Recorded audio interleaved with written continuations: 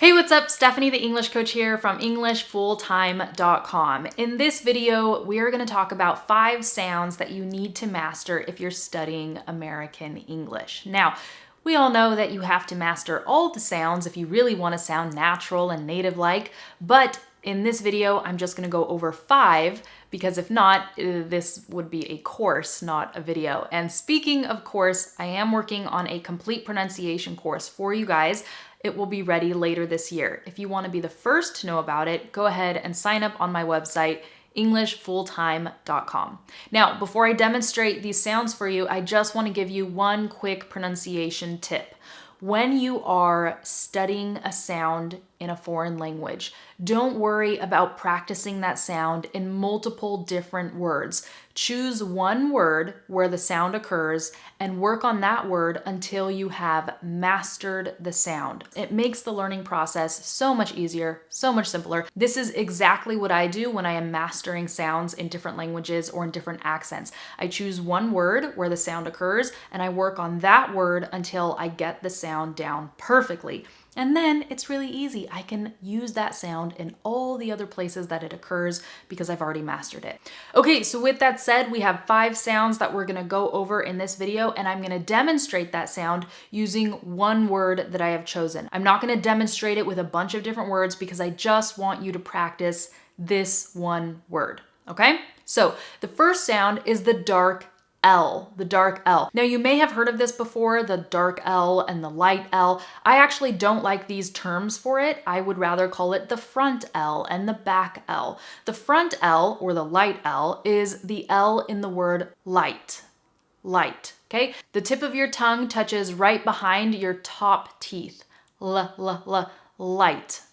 light, okay? However, with the dark L, there's no contact. I don't touch the tip of my tongue to the roof of my mouth or the back of my teeth at all, okay? Help, help, help.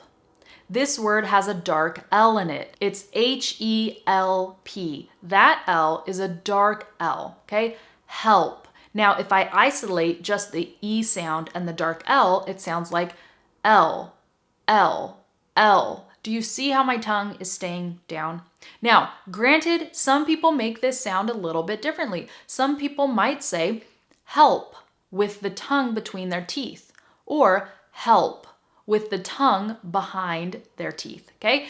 At the end of the day, how you make the sound is not nearly as important as making the sound accurately, okay? You want to make the sound accurately. So if it's easier for you to say help and put your tongue between your teeth, then you can do that. By all means, that is okay. But again, you want to make sure that the sound is accurate. Okay, now, how do I classify this sound? I actually classify the dark L as an O-like sound, okay? It's like the Spanish O, O.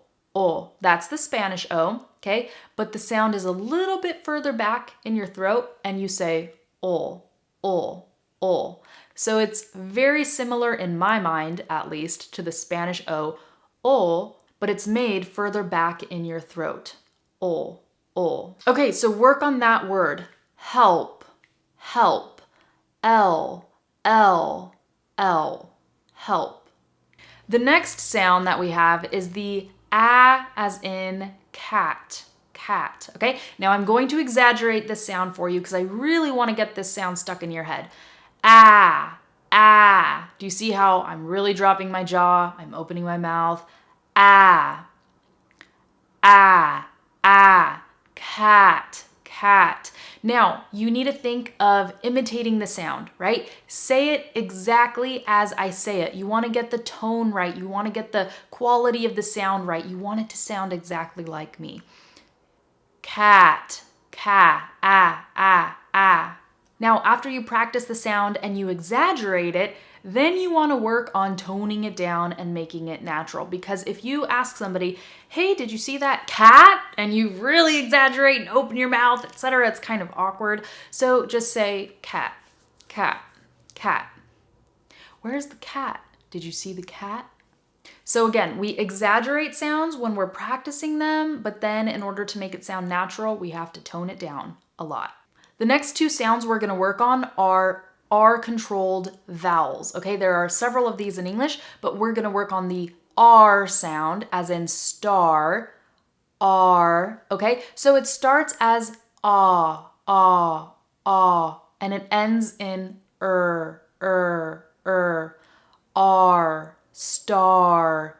Now, here's a trick. When you do this, if you plug your nose like this, you should not feel any vibration on the R sound.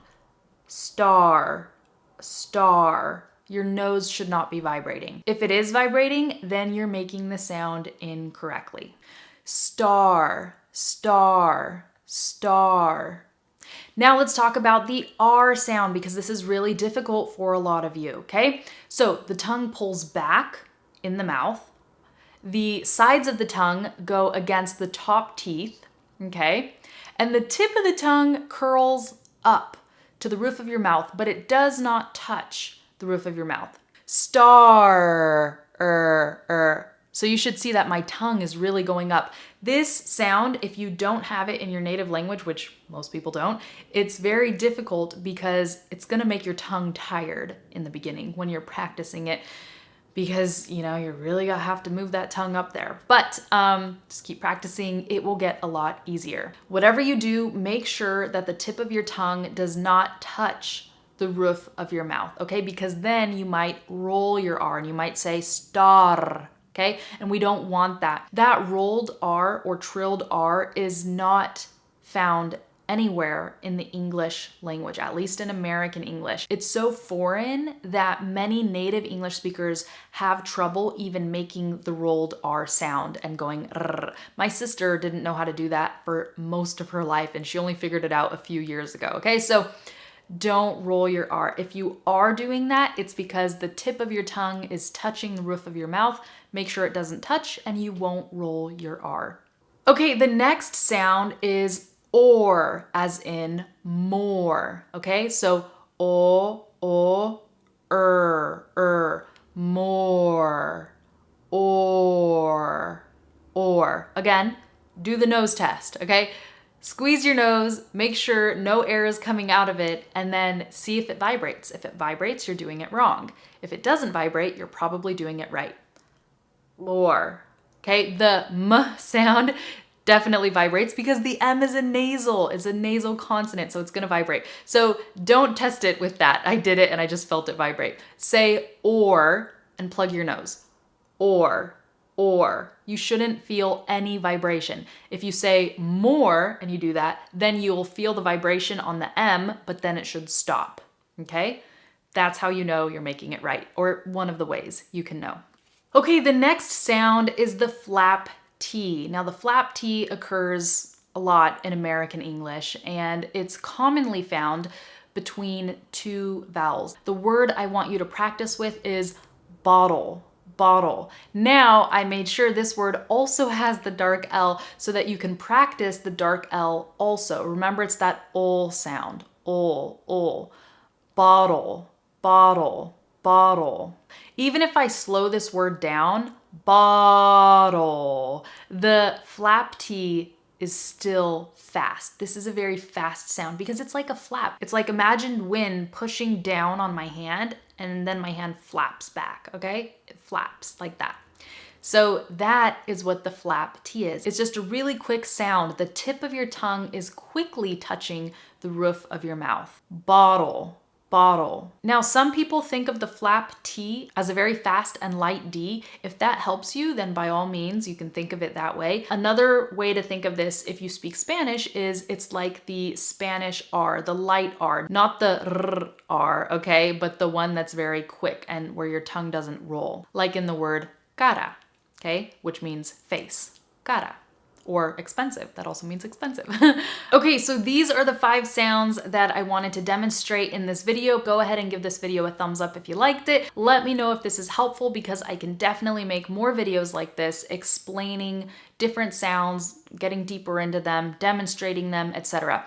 Also, if you really want to improve your pronunciation, reduce your accent, and I don't know, maybe sound more like a native speaker from the USA or sound more like me, then I highly recommend you download the guide that I'm gonna link in the description. It is the official IPA guide for English full-time. Now, I created this guide.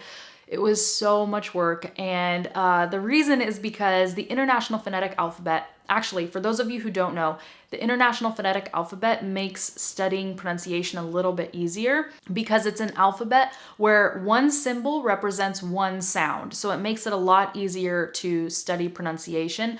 In English, as you know, one sound can be spelled so many different ways. So learning the International Phonetic Alphabet can help you know how something should be pronounced. With that said, the International Phonetic Alphabet is a tool that linguists and teachers interpret differently around the world. So there's no standardized phonetic alphabet. And this makes it difficult to use because if everybody is using something a little bit differently, how are you really going to know how something should be pronounced, right? So I have done all the research. I watched so many videos. I studied so many websites and books, just learning how people interpret this alphabet differently. And then I interpreted it for you guys based on one, American English, and two, specifically how I speak, okay? So this is what I'm gonna be teaching everyone in my upcoming pronunciation course as well, how to speak the way I speak and master one specific dialect of American English so you can speak clearly, confidently, and with accurate pronunciation. So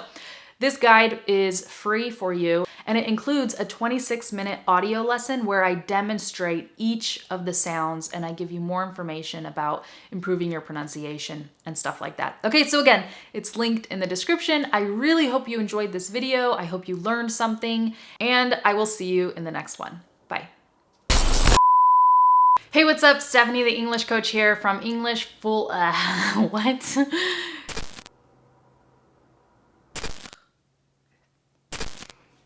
Where was I? I have 5 words. Each word, there's 1 word per sound. The tip of your tongue touches right behind your back. The tip of your tongue touches right behind your top teeth. Again, you don't need to practice multiple words in, and each sound is related. Stop. Yeah.